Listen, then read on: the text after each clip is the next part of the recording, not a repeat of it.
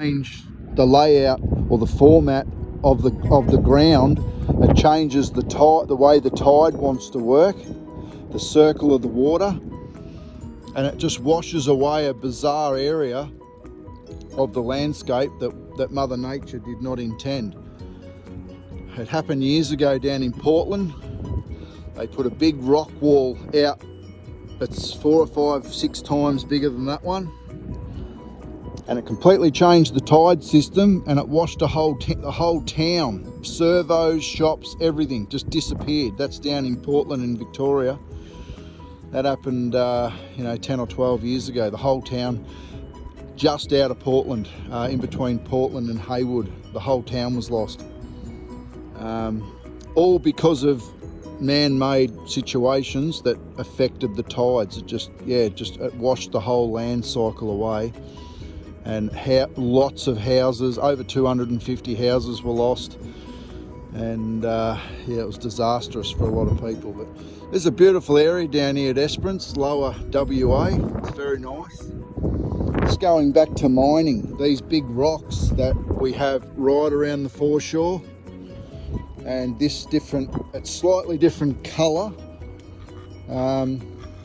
It's a granite, most of it's granite. And what they do, the proof of it's here, they drill down into the ground like that, normally 6, 8, 10 metres, sometimes more, and they'll put a charge of TNT down there with a line coming out of it, and they do hundreds of them at a time, hundreds. I've actually had the privilege of letting off 240 charges many years ago in Geelong. I moved a 150 metre by 80 odd metres wall. I asked the quarry manager if I could let the charge off, and he said not a problem. I'd known him for many years, so I went in and showed me what I had to do. It was just a little cylinder this long with a charge on the end, and he said, everyone's ready when you are. All the truckies were out of the quarry and everyone was out, and he said, just give that end a smack on your leg, just smack it on your leg like that. So I did, and the vibration in the ground and pebbles flying everywhere and big rocks like this, like you can just imagine a 150 odd metre wall by 80 odd metres, just lifting. It doesn't lift very high, but it moves forward, and as it moves, the vibration and the pressure that comes out of the TNT breaks all the rocks up.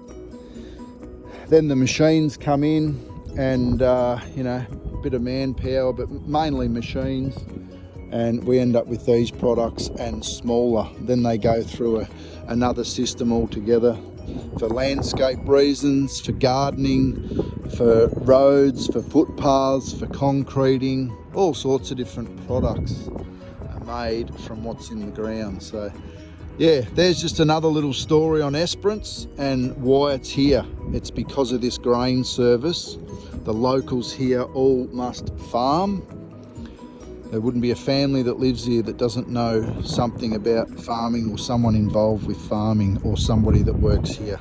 This place would employ quite a few people, and the shipping, they go all over the world, these ships, and the captain doesn't need to do a lot. It's all done by satellite navigation. That's one of the navigation services right there that tells the authorities where that ship is, what angle it's on, and then once it comes into the harbour, tugs come out, certain boats come out, and then they'll steer it in manually with the big tugs that have got huge, big 10-foot props on them for torque. They just turn the ships around and put them in there and lock them down with those big ropes, fill them up, and reverse the process to get them out. That ship there would probably take off by itself the way it's facing.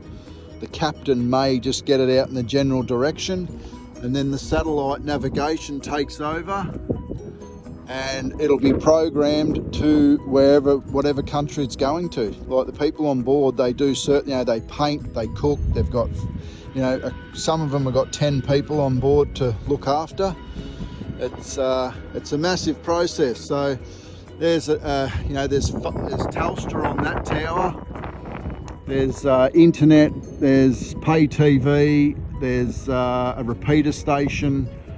There's all sorts of different intelligence sitting right there. There.